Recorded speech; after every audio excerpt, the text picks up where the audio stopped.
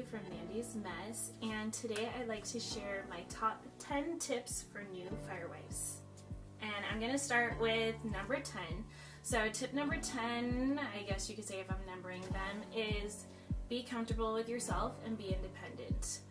Before I met my husband, I was not a very independent person. I always needed someone to be with me. So I really had to grow within myself to be independent and to make sure that I could take care of what needed to be taken care of. Like I said, we both came from previous marriages, and even 6 months into my last marriage, we moved back in with my parents, and we were there for the duration until we decided to call it quits. So from there, I had always lived with my parents, and I was very, very nervous to be able to take care of things in my own home because I had never really lived on my own. And that's with my 2 kids, and then bringing his kids in whenever they get to visit. So it was a lot to take care of, but you do need to be a very independent person. My husband is gone a lot, and I had to figure out, okay, what am I going to do with my time?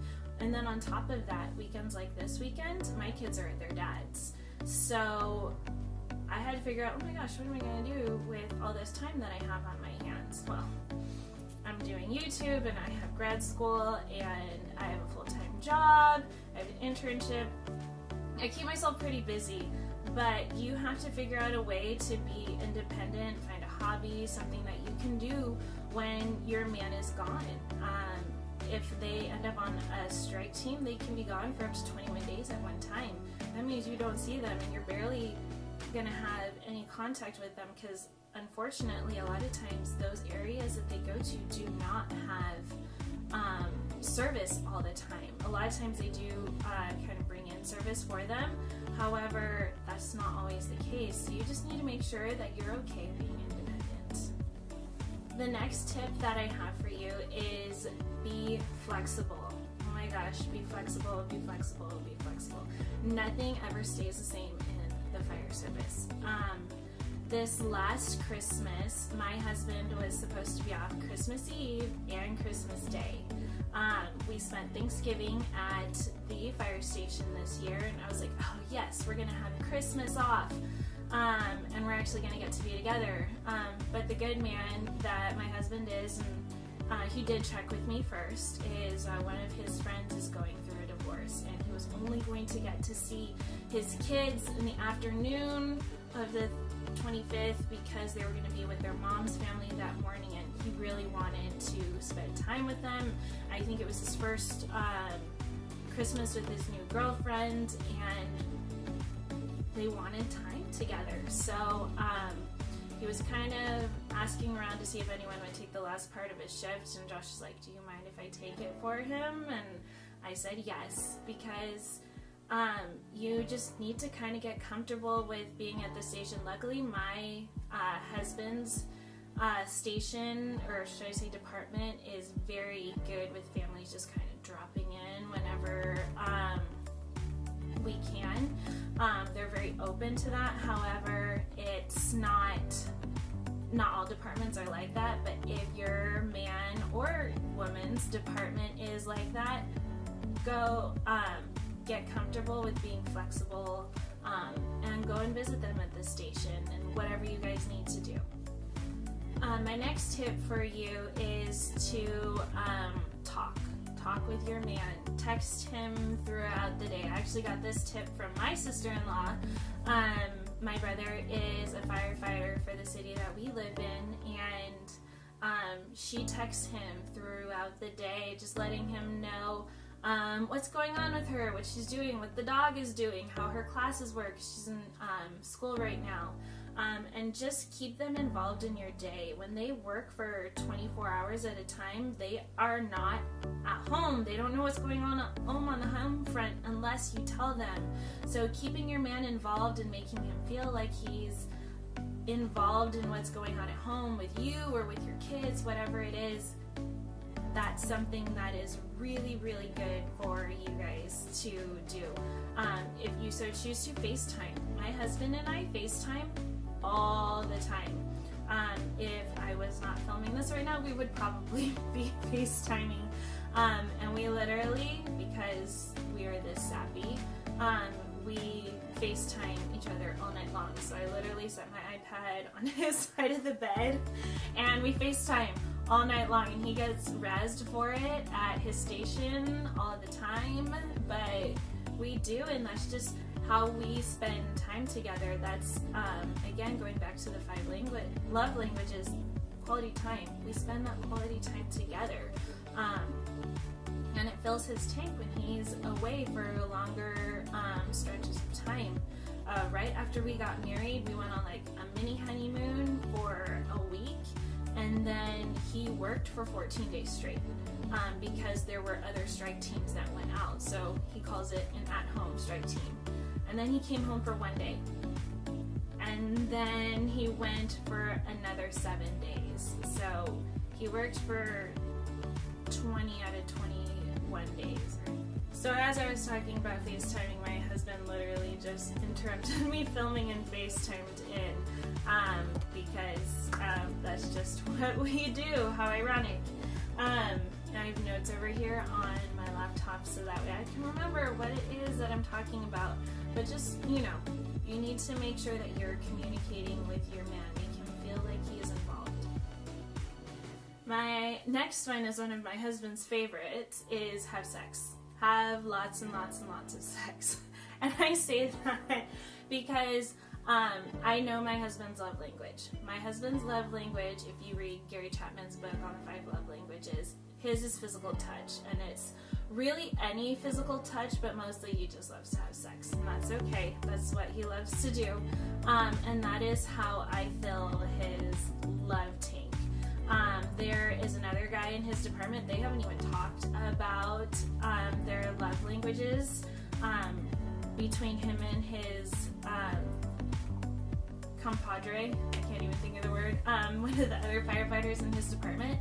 And Josh says that his love language is acts of service. And the way that he knows that is because his wife, every morning that he gets up, goes to make him coffee and breakfast. And this firefighter talks about this all the time. He just loves that his wife does that for him. So that is a sign of acts of service. So really know your husband's love language and fill that for him.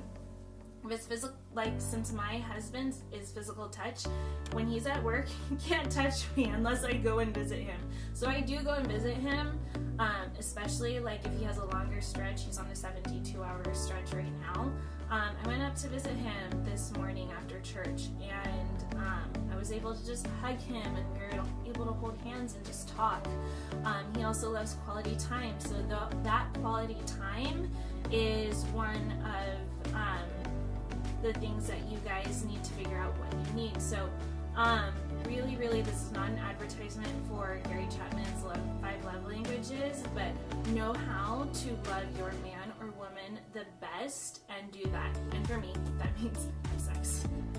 The next one is go away.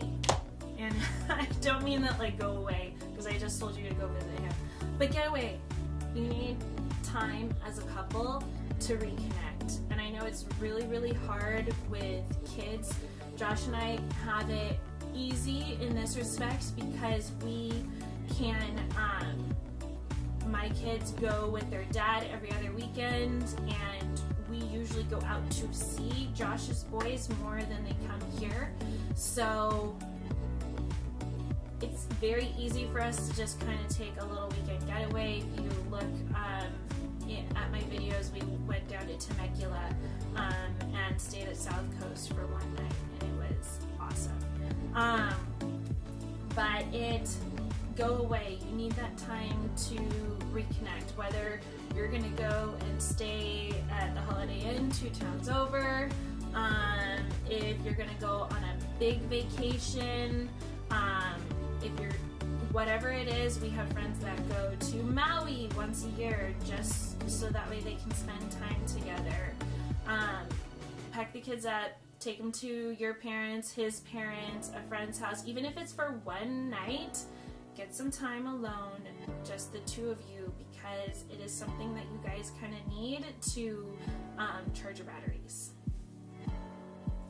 The next tip I have for you is get involved, because he will be involved. And I don't mean like you need to join the e-board or something like that. That's not necessary. As a wife, I don't even think that you can do that. But a lot of firefighters are involved in their department other than just going to work and coming home. They'll take classes on the side to make sure that they're improving their skills if it's not offered by their department. They will be in charge of the Christmas party that year. My husband is in pipes and drums. They might be on the executive board, or they might be the union president or something like that. A lot of firefighters are involved outside of just their work. A tip that came from one of my girlfriends, her husband works for the same department as my brother, and that's kind of how we connected, is her husband is very involved other than just going to work and coming home. He is learning to play the bagpipes and is in charge of the St. Patrick's Day fundraiser and all this other stuff. And they had to communicate, so again, back to communicating, on how to best handle that for their family. So he doesn't pick up as much overtime as he might because he's involved in other ways. So, but one of the things that you can do is when they do have those fundraisers or something like that, is go to them. Your man's going to be involved, so you just might as well go along with him if you want to spend that time with him.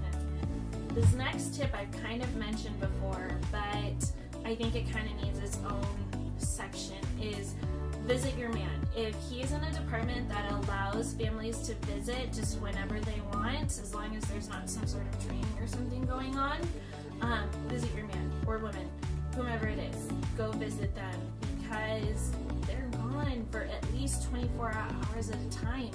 And it's not like a normal job where you go in the morning and you come back in the evening and you're going to sleep next to him and wake up next to him, even though we do on FaceTime. It's not a normal type of job. So if you can, go and visit them, and you just kind of keep the flame alive. We live probably about 20 minutes from Josh's normal station, and there are families that drive further, like 30-40 minutes to see, to let the kids see their dad, and for the wife to see their husband, just because it's so important to spend that family time. We've gone over to Josh's station just to have him throw the football with the kids and just kind of hang out a little bit. It's super duper important that you guys actually spend that time together. And if your husband or boyfriend or whoever it is like mine, and he worked more than he was home, you need to go visit him. The next one is go away. And I don't mean that like go away, because I just told you to go visit him, but get away. You need time as a couple to reconnect. And I know it's really, really hard with kids. Josh and I have it easy in this respect because we can, my kids go with their dad every other weekend, and we usually go out to see Josh's boys more than they come here. So it's very easy for us to just kind of take a little weekend getaway. If you look at my videos, we went down to Temecula and stayed at South Coast for one night, and it was awesome. But go away. You need that time to reconnect, whether you're going to go and stay at the Holiday Inn 2 towns over, if you're going to go on a big vacation, if you're, whatever it is. We have friends that go to Maui once a year just so that way they can spend time together. Pack the kids up, take them to your parents, his parents, a friend's house, even if it's for one night. Get some time alone, just the two of you, because it is something that you guys kind of need to charge your batteries. Next tip I have is listening. And this one can be hard, especially for us as women. specifically my man likes to talk, but not all men are like that. A lot of men have a hard time expressing what they need to say. So my next tip is listen. Unfortunately, especially here in Southern California, the way that the fire service works is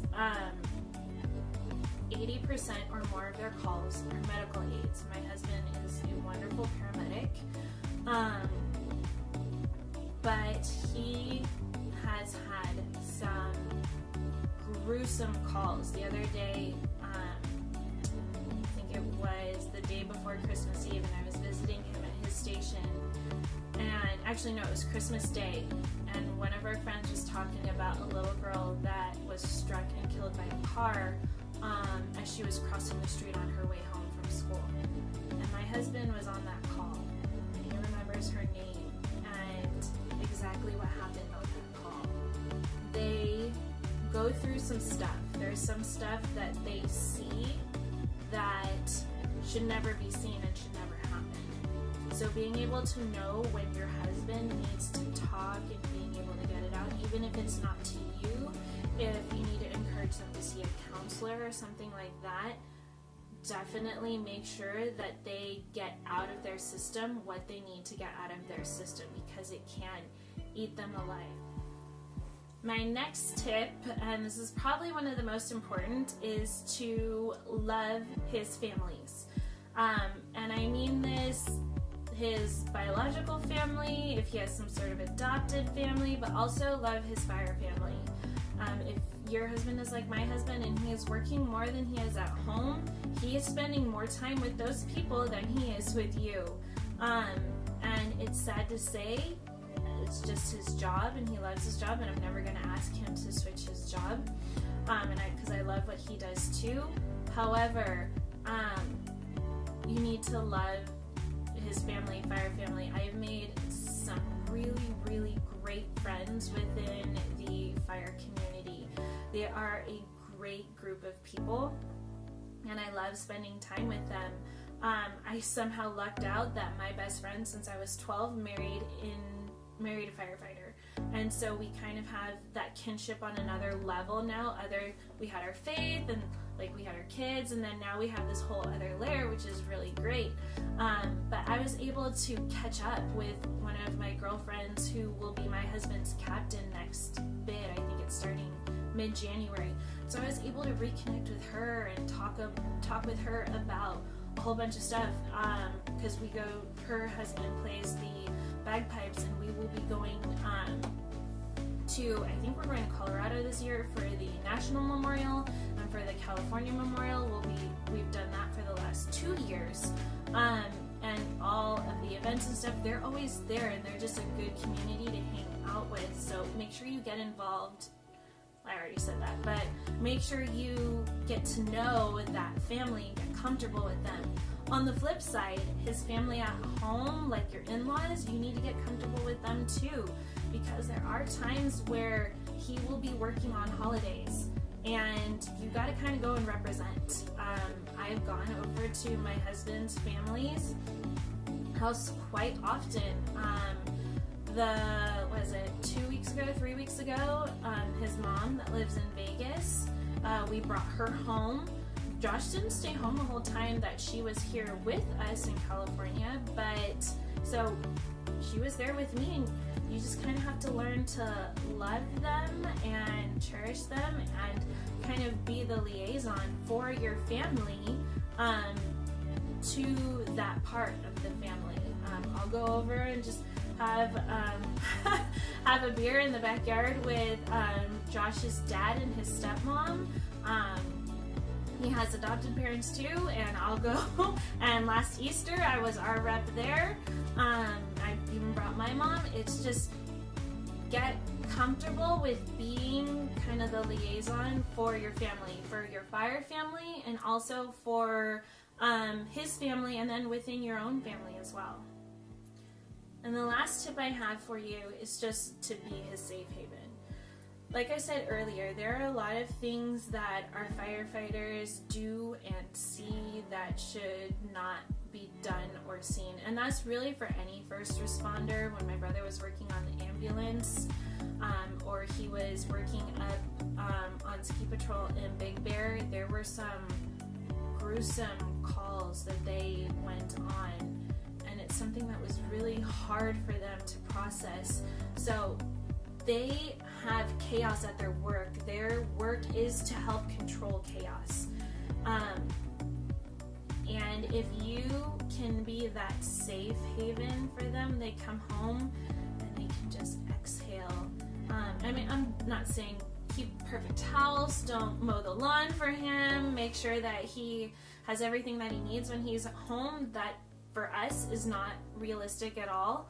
I try to be the best homemaker that I can, but at the same time, be his emotional safe haven where he can just come and release whatever tension that it is that he carries, he brings home from work. Again, like my best friend said, you don't know the man that you're going to get when he comes home.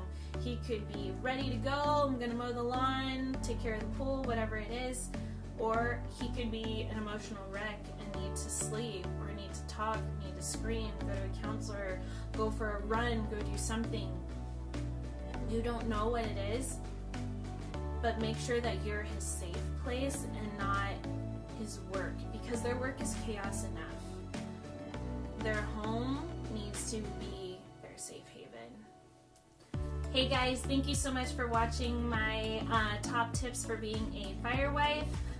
It's really not just for firewives, it's really being any sort of first responder, cop's wife, military wife, paramedic wife, really any wife where your significant other is can be in tumultuous situations at work. If you guys have any tips that you would like to share, I'd love for you to share it in the comments below. Please make sure that you click that like button if you liked this video, and then subscribe. Thank you so much for joining me on Mandie's Mess, and I look forward to seeing you again to share my mess with you.